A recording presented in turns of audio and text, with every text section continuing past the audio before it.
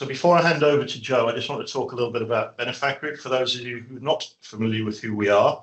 Hopefully many of you are now. There's a lot of familiar names and faces out there, so thanks for joining. What you may not know is we are a financial services group, the Benefact Group, but not any ordinary financial services group. We provide specialist insurance, investment products and advice, including insurance investment for charities, which you may not know. But the great news is that we are owned by a charitable trust, the Benefact Trust. So that line there, that's our strap line. I must say this 35 times a day to people I come across and meet with, that we give all of our available profits to good causes like yours, which is really quite special. Imagine if all your corporates out there were doing the same thing and giving all their money away rather than the shareholders. Wouldn't that be a nice world? This has all added up to us being, as it says on the kind of graphic there, the third largest UK corporate donor over the past decade. We're very, very proud last year to announce that we've donated over £250 million to charities and good causes during that period. And all we want to do is do more of the same. We want to grow, we want to develop, we want to do more of these events, we want to give more money. This is what we're set up to do. Everyone that works, all of my colleagues, everyone that works right across the group, in the UK and Australia, Canada, we have this charitable ethos kind of not drilled into us. That's not the right thing to say. It comes naturally to us. I've always worked in the charity sector myself, and we know that the work we do, the profits that we're making, are generating funds for you guys, and we do our best to support as many charities as we can. If you haven't heard of Movement for Good, and I will share a load of links separately when I send an email to you all probably tomorrow. If you haven't heard of our Movement for Good program, please do have a look. Everyone can enter. You can all get do very regular draws for different amounts of donations. You've got to be in it to win it, is the old saying, probably from an 80s quiz show. So I encourage you to kind of be part of it and have a look at our charity support. I'll talk a little bit about that at the end of the session. But you've come here to hear from Joe. Technical hitches aside, I hope we can crack on. So Joe, I'm going to hand over to you and ask Katie to flick onto your first slide. Thank you very much. My name's Jo Jeffrey. I've been a Trust and Foundations fundraiser for 10 years now, and this is my 5th year as a freelancer. I specialise in children, family and health in the main, and today I'm going to talk to you, I'm going to start from basics. We're going to talk to you about the history of the list, why it started, and what I'm finding, and I'm hopeful that by the end of today you might feel a little bit more confident about your Trust and Foundations fundraising. I've been in conversation with Ian and Chris and Katie at Benefact Group for a long time.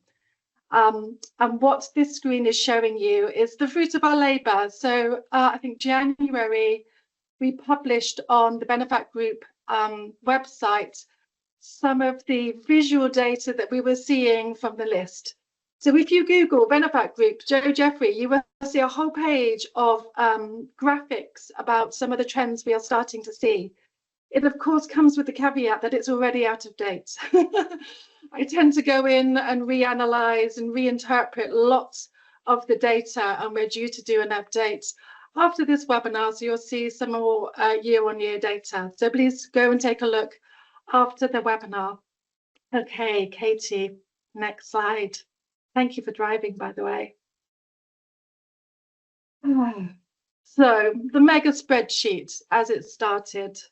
The list really started. I'm in a very privileged position of being freelance and working with lots of different charities, big and small, across different causal areas.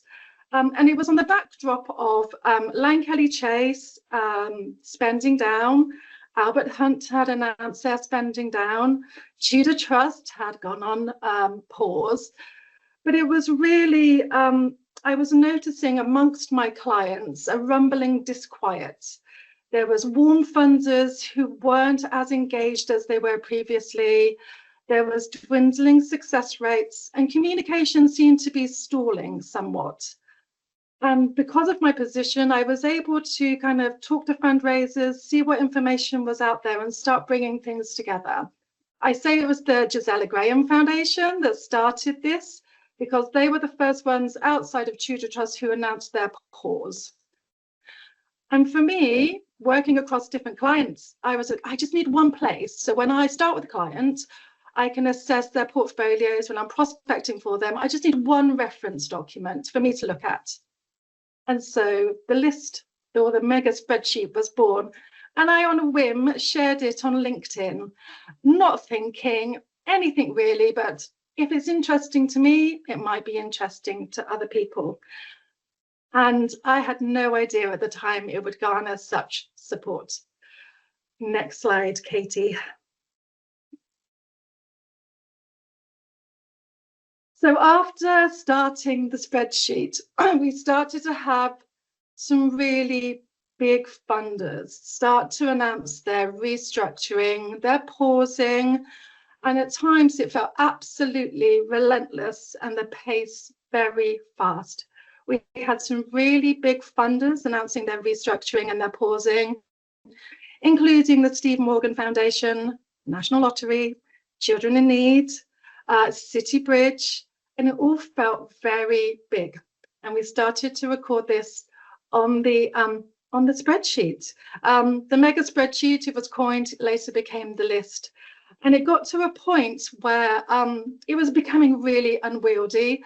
I would put in real time the information I was finding into the cells. It was frozen.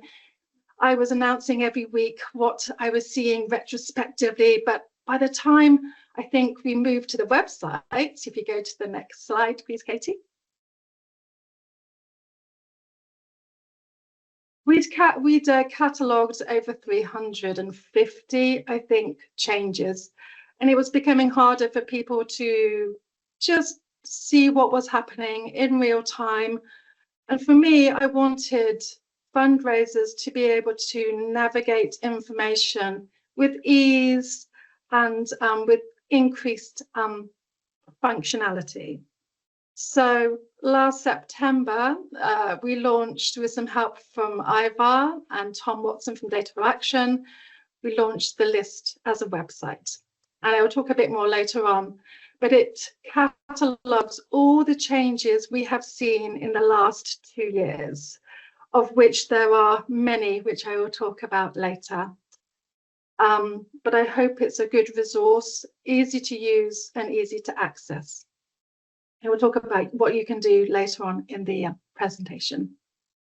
Next slide, please, Katie. 2 weeks ago, the Benefact Group put out into their Facebook group a poll about how confident you as fundraisers, either full-time, part-time, and everything in between, felt about navigating the current landscape. And it was quite stark, really. Most people felt not very confident at all in terms of, well, somewhat confident, lots completely lost. And Katie's going to run a poll to see what today's general feeling is. We're going to run this twice. We're going to run it now and at the end of the session to see, hopefully, that the information I give you might give you some confidence in what you're seeing. Spoiler, it's not you. So Katie, if you want to run that, I'm really interested to see the outcomes of this, because like you, I'm a fundraiser. That's my day-to-day job. I wanted to elevate the voice of fundraisers. So often the information we get is historic or not very timely. Or if you saw my today's LinkedIn post about the John Horniman Charitable Trust, sometimes I still have trouble actually figuring out what trusts and foundations are doing. And I think that is part and parcel of why we sometimes feel so much less confident in our own abilities and our own skills. So next slide, please, Katie. So we've actually catalogued 733 changes in the last 2 years. And I think what we're feeling as fundraisers, certainly I'm feeling, if you see from 2024 to 2025, the number of changes we've catalogued is quite the increase. And I think what I'm feeling is that although the information on the list mitigates somewhat the communications gap we are seeing between trust and foundations and fundraisers, I still feel like we are very much prepared we're bracing, we're hyper vigilant, and we're looking for in a trust and foundations landscape that's really quite hard. We are just waiting for that bit of information, the other like in the shoe to drop. And I think that's what we're seeing, isn't it? So my screen's a bit frozen, so I'm just gonna, yeah, can't see the slides particularly well. So to date this year, we've seen 136 changes already, and it's only mid-April. So what I'm seeing is that the pace of changes is still ongoing. Next slide, please, Katie. So this is what it looks like this year so far. In the main, pausing and restructuring is dominant in the landscape. And we've seen a few reopens and a few of what I call extended pauses. So already this year, you've navigated one, two, many different changes, perhaps in your portfolio. And what I've started to see is very subtle changes that I think do affect our confidence somewhat. So the Money Saving Experts charity has progressively shortened the window that they have open. That's really interesting because that's a really subtle change. When fundraising is just part of your overall job, that time and that capacity is really important. We've seen trust and foundations like Pixel Fund, who deal with children and mental health, pause their applications this year as they did last year. So February last year, they paused to get through the applications that already had been submitted. They've done the same this year as a management tool for their applications. Okay, next slide. So here we are. Here are some of the trends that we are seeing. So as I've said, restructuring and pausing do dominate the landscape. And you've seen quite a big jump in, in between the years of 2024 and 2025. And that's still continuing so in 2026. I think one of the most interesting observations that I have is that in the list alone, more trust and foundations are spending out and moving to not open to unsolicited applications than they are reopening. And I think the contraction of the portfolios and the pipelines are what we're feeling quite viscerally as fundraisers. And I think one of the things that is interesting to note is that those who move to spend out, whether it's a protracted, maybe the people like Albert Hunt, Lang Kelly Chase of a few years of spending down, but very rarely have an open grants program. Albert Hunt did announce their spend down program and have an open grants window until February this year, where they said, actually, we're going to stop our applications by new organizations and steward our legacy with the partners that we already have. What was interesting to see last year, we had three new categories actually, was that of closed early, short deadline, and extended pause. And I think whilst the move to spending out and not open to unsolicited applications will have a long-term effect on the money available to organizations, I think actually the short-term effect of closed early, short deadline is perhaps what we're feeling now. Actually, one of my least favorite combinations is short deadline, closed early. And we've seen this quite often with the National Lottery, sadly, the I Will Fund, the Million Hours Fund, announced quite surprisingly with a short deadline and then closed early due to the volume of applications. I think it was the Million Hours Fund particularly. And I think when you're trying to juggle your workload, this is particularly troublesome. There's only so much capacity small organizations have. Even the larger organizations are really struggling to resource this kind of short kind of burst, isn't it, of work.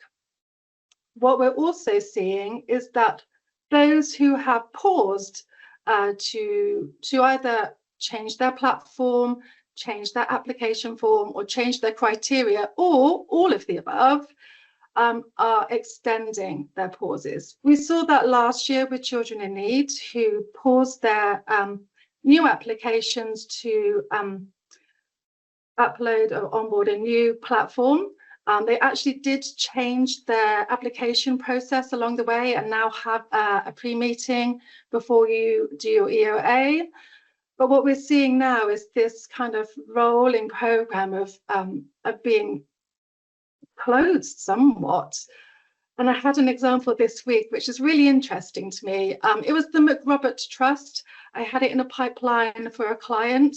I looked last year and they were due to open this spring. So I bounced to work this week, looked at my pipeline after Easter, and I thought, oh, I can go and check in on McRobert. They're going to be open soon. Only to read on their website that they're due to open in late 2026. And even I had that moment where I was like, did I read that wrong? Did I read that incorrectly? Anyway, I was so glad of my own reference point, because sometimes it does feel like you question your own skill and your own memory about these things. But we're seeing extended pause used much more often nowadays. Katie, next slide, please. Excuse me. It was Tom. Tom and I chat very often.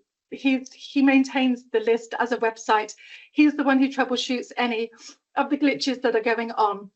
And he was when he said to me, and I love this headline, he paused and what happens? And I think that was a really, now we're 2 years deep into collecting this information, is actually what is happening amongst that pausing. Because, you know, as a fundraiser, we're waiting for them to reopen, to see what their eligibility criteria is, to see what their application forms are like.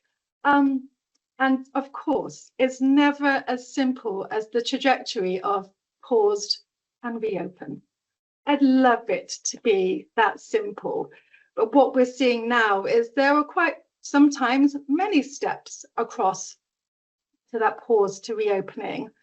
Some are not reopening at all. So it's still one of the most highly populated categories on the list, and probably one that's the most familiar to people. So what we saw, for example, the Gisela Graham, he was the first foundation, I think, that I put on the list outside of the larger announcements. They went from pause to closure. It was interesting retrospectively. I think before their pause, they were struggling to manage some of the volume of applications. So it just got to the point where they just didn't think that it was feasible in their grant making to continue.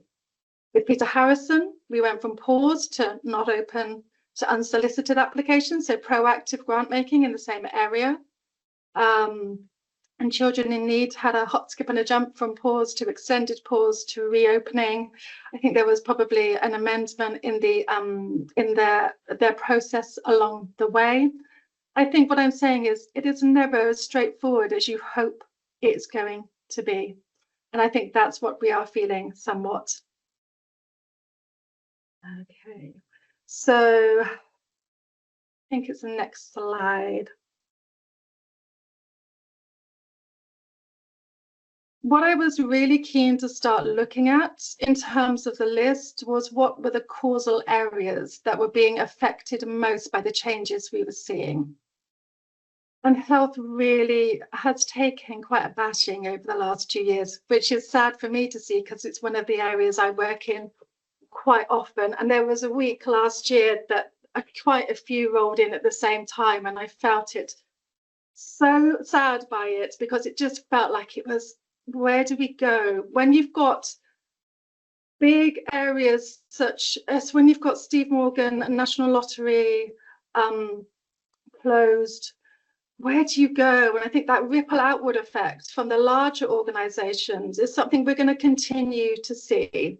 So health has taken a real, a hit on some of the organizations that we can apply to. Children and young people have really been affected on the list as well. Although I'm really heartened to see in the last few, even yesterday, this week, Pears making an investment for, I think it's the Youth Futures Fund, and some collaborative funding coming online.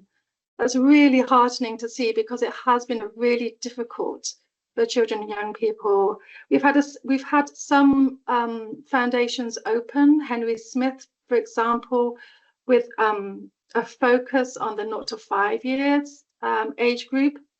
But it would be really great to see. We all know that youth services have been absolutely decimated in the last 14 years. And the arts, with Foyle Foundation closing in January 2024, lots of things. I don't work very often in the arts world, and I had to go to an arts consultant or two that I know and go, what is going on with the Arts Council? I think Grantium has crashed out a few times. There's been changes to funding streams, and alongside that, changes to Paul Hamlin Foundation. So you're navigating quite a lot of big change and big funding. Katie has put another poll up. I'd love you to take part and see what you're feeling are the biggest challenges right now as to your fundraising. Okay, Katie, do you want to move to the next slide? Last year, I ran, in conjunction with Benefact Group and on LinkedIn, a questionnaire just to check in what I was seeing with my clients and what I was getting messages about on LinkedIn about how fundraisers were. I think that's often a voice that's missed out, in this whole landscape, is how are you feeling? So this was some of the findings that we had. So we had more rejections and lower gifts from warm funders. Speculative asks were not very successful. And I don't know about you, but I feel this quite a lot. We are spending more capacity, so more time is spent on applications. And I can imagine that, everybody wants this to be right in a time where the pool of open organizations for grant making seems very small. We want our applications to really hit the mark. So we're spending a lot more time doing the application, but also researching the applications and making sure that what we are saying fits completely. So pipelines are smaller. What was really interesting is how to present this to the board on an ongoing fashion, how we present rejections, how we present the changes to the landscape. And I'm going to speak a bit later about some of the resources I have that I hope will empower fundraisers to speak about what is happening. I think that's one of my biggest outcomes I want for the work of the list, is to empower fundraisers to have a voice, to inform their senior management team, to inform their board about what the landscape looks like and what fundraising looks like within that, because we can't keep meeting targets exponentially. I say to my clients, even the status quo is a stretch at the moment, given the landscape at the moment. Next slide. I got a thumbs up there. Yay, I like to see that. It's very strange not seeing people's faces and feedback, I have to say. This was really interesting. So I think what we're seeing a lot of at the moment is organizations who are at that 1 million tipping point and 2 million tipping point are being not excluded, I will probably think of a better word, but eligibility criteria is being refined to perhaps target the smaller organizations. So organizations at 1 million and 2 million are really feeling those pinch points, but are finding it hard to engage those smaller trusts and foundations who give £1,000, maybe, you know, £1,500, maybe £2,000, because they're questioning the impact that they can have in a large organization. Now, I have to say, my favorite portfolio of working in is the sub 10K. I really love it. It underscores so much important work and allows organizations that safety net so they can go for the bigger ones that are few and far between at the moment.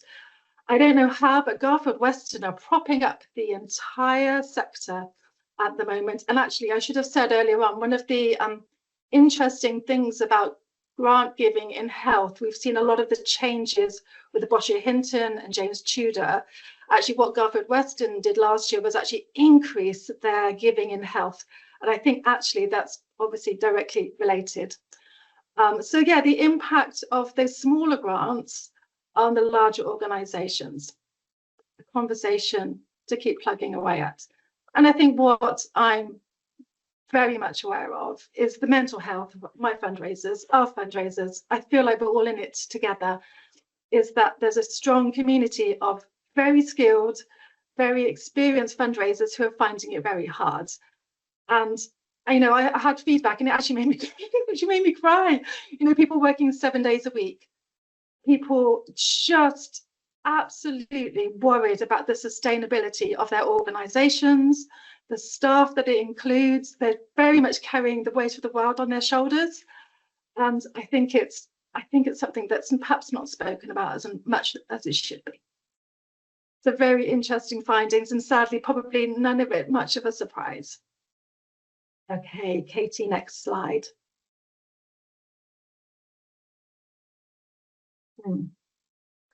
Talking too much. It's really hard in this landscape to know what to do for the best. It can feel very doomy. It can feel very hard going, like walking through tar. And I don't know about you, but the last week before Easter, I was finding it really tough. I was very glad for the Artemis 2 mission. I was very glad for Project Hail Mary. I'm very glad that my books will be able to be read over the Easter holidays. But there are things that can be done. There's always a bit of hope. And these are the things I tell my clients very often. You can be bold. You can be authentic in your voice. I think so often when it feels like there's scarcity of funding is that organizations make themselves small and make themselves shrink to fit. I say unapologetically, be yourselves, own your mission and speak beautifully about it. I know it's hard, and don't even get me started on the language of trust and foundations and that power imbalance and the deference we all feel when we're writing applications. Hopefully one day we can break out of it, but be bold, be brave, be clear, use plain English. So often I really struggle when I'm coming towards my clients as to what they do. It gets hidden in jargon and the meaning is lost. Really work hard on your prospect research. You know, it's really more important than ever before that the criteria and your mission match. There is no winging it. There is no hedging your bets. And believe me, I've done that. You know, when I was an employee, I was able to send out reams of cases for support, and they landed more often than not. Now more than ever, we need to really think about the volumes we are sending out. Pace is all a really important thing as well. When you have perhaps a mismatch of target and income, you sometimes might feel the pressure to put your foot down and just go for anything out there. You don't need to chase every opportunity. You would need to think about your pipeline and what can be achieved. And if your senior management and trustees have other opinions, you can send them my way. We can work on that. Now more than ever, we know that cold applications are very rarely successful. Nurturing your warm portfolio, those regular givers, those that have lapsed, that's always where I start. I always start with, who's funded you before? What's the likelihood that they can give again? I start with the lapse rather than always trying to chase those that haven't given yet. So nurture your portfolio. I'd much rather see a small and perfectly formed portfolio than a wide expanse of a pipeline. And again, spending time on your research and application development. So your craft, you know your stuff. Lots of you have been fundraisers for years. It's tough. Confidence has been knocked. We question, we have self-doubt, we have self-trust issues. But I hope today has given you a flavour that actually this is not personal. I know it feels very personal, and it's hard as fundraisers not to feel that. But this is systemic, and this is years of under-resourcing, and straight off the back of the pandemic, this is cumulative change that we are navigating. And I hope today's whistle-stop tour has given you a flavour of actually, this is not to do with you. This is to do with a system that's under a huge amount of pressure and is pausing and restructuring. And it comes with no judgment. No, trust and foundations who are closed are not bad. Those who remain open are not always good. There are some trust and foundations who are open I wish would close. There are some that need to look at the way to work things much better. And I think what I would like to see is all of us working together for the best outcome. Trust and foundations and fundraisers were all in it for the same reasons. I'd love to be able to amplify voices and experience. I know how hard it is when you're in-house to say what you really think, whether that's actually in-house or towards your funders. I know how hard it is. If we can share common experiences and get small things to change, I'd love to change the world. I don't think I can do it, but if I can change small things along the way, even if it's just one section on an application form, let's see if we can get it done. Okay, next slide. Oh, I think Katie's got the old one, but that's okay. I do a lot of chatting about this stuff. Actually, that's the wrong slide. I only see half my slide. So what can you do to keep informed? So if you go to the LIST website, which is just thelist.org, you can subscribe weekly to the changes. Every Monday, you'll get a notification as to the previous week's changes. But the list is live, so you can drop in at any stage, any day to see what's going on. I made 2 changes this morning. You yourself can submit a change. If you come across something, a funder has emailed you to say they're not accepting applications, they're thinking about changing criteria, let me know. You can submit it. And Katie's put a poll in to ask if you use your work in the list. I'd love to hear how you use it. I'd hope that you'd use it alongside your portfolio management, alongside your pipeline research, but I'd love to hear how you do, because I don't know at the moment. I think it's the question slide next, Ian, and I think we've kept to time. It's very much a whistle-stop tour, question and answers. Yeah. Okay, Joe, thank you so much. It's brilliant, honestly. I love talking to you about this. I love hearing you from this. There's been a ton of stuff in the chat and a lot of questions have come through. I think what I'd like to do, given that we had some tech issues at the start, that you and I will have another chat. Okay. We'll look at all the questions separately. We'll maybe record something. We'll share it with everyone who's attending today. I hope that's fair enough, because we're certainly not going to get to all the questions. But thank you for all your interaction. Thank you for your presentation, Joe. I want to go through a few questions. I know we had a lot kind of pre-submitted. I picked out a couple that have come in during the day as well. So if we can just kind of whistle stop through a few of these, if you're happy. Yeah, of course. Let's go for it. You're still with me. That's marvellous. So off we go. First question, should organisations be less dependent on trust income due to all the pauses and closures? Should we be focusing on other areas of fundraising? Are trusts still a reliable source of income? I would say trust and foundations is more volatile perhaps than we've known it before, but I'd hate to make a sweeping statement as to organisations in general. I think it very much depends on your cause area. I think some organisations are thriving at the moment actually and doing really well. and others aren't so much. I think it's always important to look at diversifying your income, and just recognizing, I think what I talk about most often with some of my, I'm probably going off piece slightly, with some of my consultants, is that there is a ceiling, I think, of trust and foundations, and perhaps that's not spoken about enough. We don't have exponential growth in trust and foundations, but especially now. I think it's always worth it looking at where income might be developed, knowing that not all income streams are going to be suitable for your organization. Brilliant, thank you very much. Next question, I'm wondering if there are also any regional patterns in trust pausing and closing. Have these mostly been larger London-based trusts and foundations or smaller regional ones? Is there any kind of pattern that you've seen there? I have not done any analysis on the information that we have, but my overall thoughts are, whilst it might seem that some of the larger ones have been in the press more often, so we had Steve Morgan, Lottery, City Bridge, Children in Need. So I think what we will see now is a ripple out. We have seen some changes to quite a few of the family foundations, who there's like the Ashley Family Foundation, who have changed the way they work. So I think we will continue to see the ripple out. Whether geographically, it'll be interesting. Maybe one day I'll get around to this, but I haven't looked at the moment.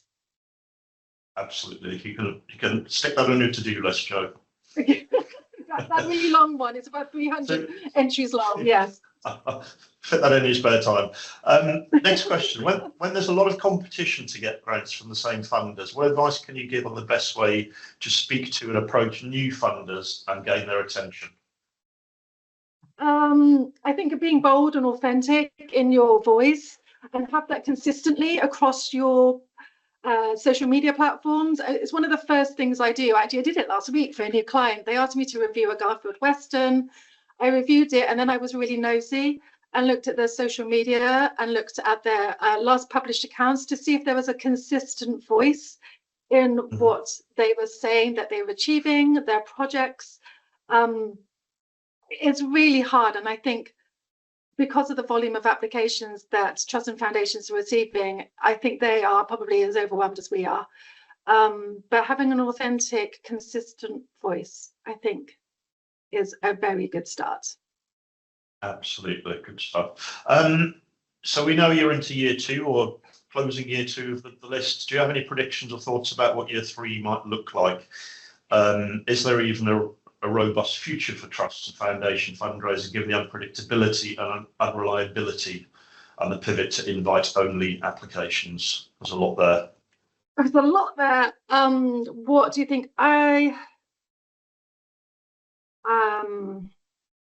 think we will still see changes happening, pauses and restructuring. It's hard. One of the questions I was asked last year is, given that some of the large foundations have paused and restructured, is that going to be it now?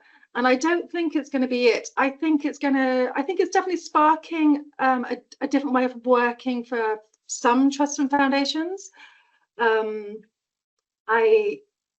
I think people are going to have to be slightly more prepared than they were to be ready for like the proactive grant making. Obviously, we're seeing that spend down. The move to not open to unsolicited applications seems to be, the list is just an indication. I'm not entirely sure where that's going to lead, but it's indicating more proactive grant making. So organizations might have to be more ready for that. And that's really hard when you're small, you know, and you don't have a lot of capacity to do this. But I don't think we're going to see a stop in the list for a bit. Yeah. And I think what's great for everyone attending and everyone who does follow you, and I'd suggest if you don't already, please do follow Jo on LinkedIn. Please sign up to our website. You're on this all the time. You're up to date. You know, you are current, and no one else has done that. Matching mine, but there you go. So honestly, this is the place to be, guys. If you want to keep up to date with what's going on. be in touch with Joe. Just moving on, are there any evident shifts in trust and foundation funding pots, including the allocation as a result of changes to UK and international government policy and administration? Without getting into too much politics, which we don't have time to do today, we'll do that separately. Any thoughts on that? Shifts in funding? I mean, it's continuous. I think even before that, you know, things have changed since that's been submitted as a question. I'm not an expert in the global markets and the impact it will have. I would assume that some of the investments that trusts and foundations will be affected by what's going on globally, how we see allocation of resources accordingly. There's a couple of really great people. Rodri Davis talks about global philanthropy more than I do. He's got a podcast and used to work at the University of Kent. He's really well positioned, better than I, at talking about this. But I think it's part of that cumulative rolling dumpster fire that we're seeing at the moment is that these global things that are happening are going to affect us at some stage. Absolutely. Yeah, absolutely. So there you go. When you see change, what indicators are you measuring, and how can fundraisers read the room like you're doing? I'm just really, really nosy. So I always dive into as much information as I can find. I mean, it is historic, you know, even going on to Charity Commission and looking at accounts, looking to see what the average grant is, how many they're distributing. I was saying the other day to somebody, I was saying, it's not who gives, it's how they give. You know, more often than not, you know, fundraisers are presented with, have you thought about, and a whole list of people or things. And that's all well and good. And that's great that you've looked that up. But how do they give their money? If there's a large organization that have 5 grant recipients that have been the same 5 for the last few years, the likelihood is that you're not going to be successful. So average grant, who are the organizations? Just be nosy as much as you can do, and pick up the phone if you can. I had a really great conversation before Easter with a grants manager who's just changed their platform. And I think it's, again, that confidence stuff. I think don't feel stupid about asking the simple questions. I've been doing this 10 years. I still ask the stupid questions. I still want to know, because sometimes, in all fairness, trusts and foundations do not communicate clearly what they want from us. And I have no bones about asking the detailed questions. So pick up the phone where you can. And I know that I say that glibly, but I know how hard also it is to get hold of a clerk or a grants manager. Hodge Foundation reopened recently with a new platform that had a glitch. So nobody could submit their applications and nobody could get hold of the grants manager. I know that there are issues and gaps between communication. I saw your LinkedIn post about picking up the phone to someone. I thought, how marvelous, how very old-fashioned. You know, can you imagine? You know what? Not sending an email to someone, picking up the phone. But also, I have, you know, I only have a certain amount of time with my clients. Sometimes we have an allocated day, an allocated hour. I just need to get it done, and I don't care if I look stupid. You know, it's just like, tell me about what you want, and it's done, right? Exactly. Next question. I think you've kind of addressed this a bit earlier, but I'll ask you anyway. How can I make my concept notes and my initial inquiry emails to new donors stand out more? Bold, authentic, impact. I think the one thing I'm coming across more often than not is cases for support or approaches that are organizationally based, not beneficiary based.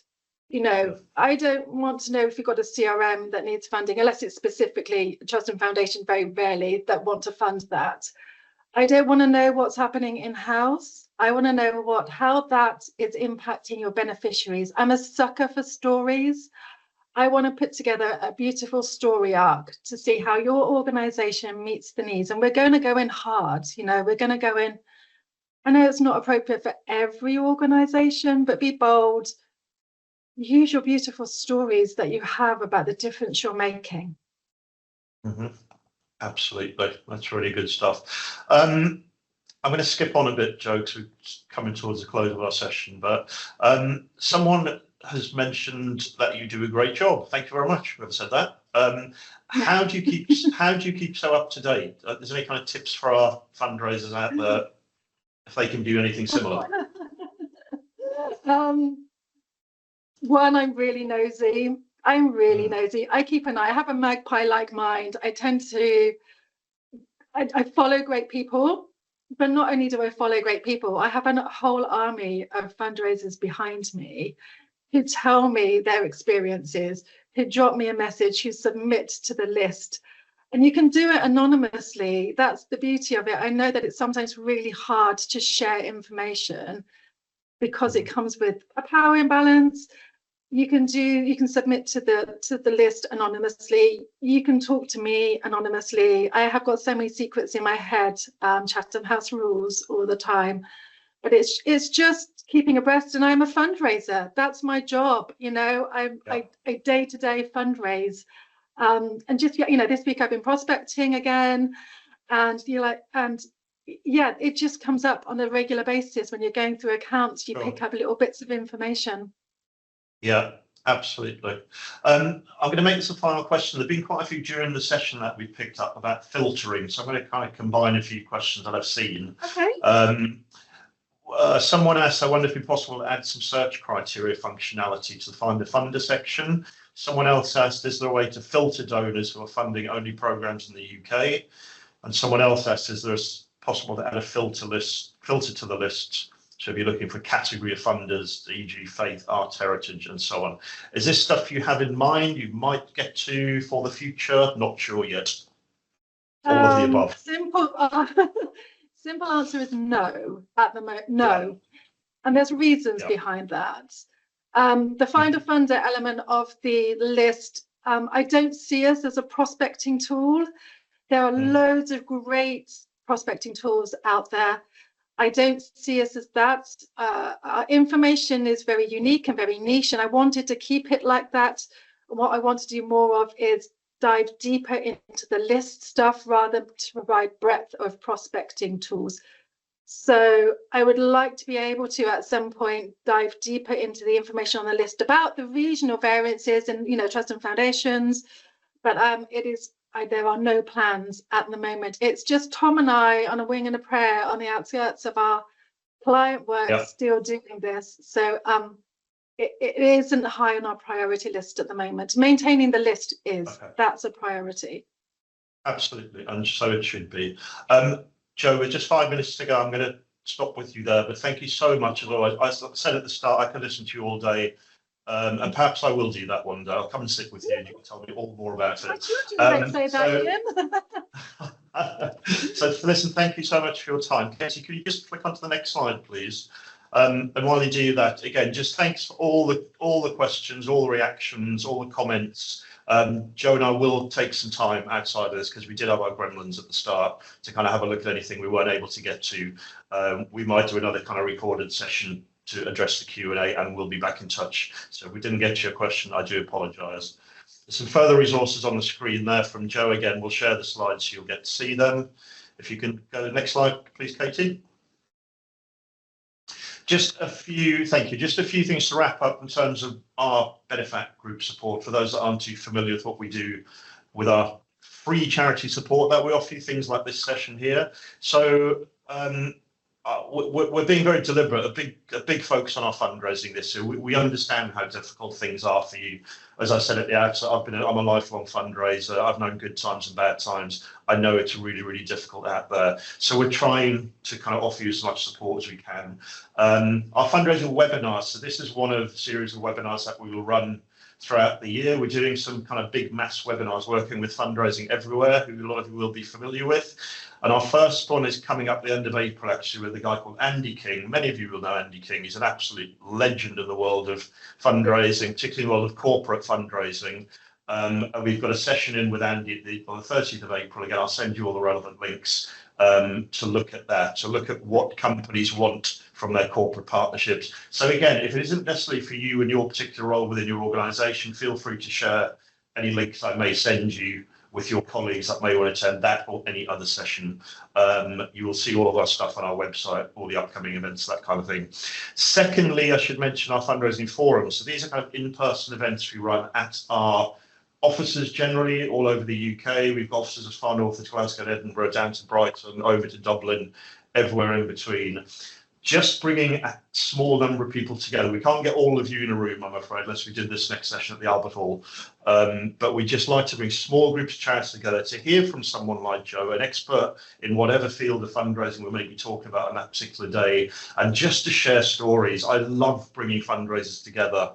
Back in my day, I wasn't allowed to talk about what I did. I couldn't share ideas with other charities. Are you mad? You know what you're talking about? Don't give away your secrets. I love now that we talk and we share and we combine and we collaborate. It's just such a better world for fundraising. I'm really glad that's moved on. If you're interested in joining one of our fundraising forums, there's an expression of interest form on the website. Again, I'll send you everything you need to know about that. We'd love to see you at one of those in the future. Thirdly, our founder forum. So it's similar to the fundraising forums in person.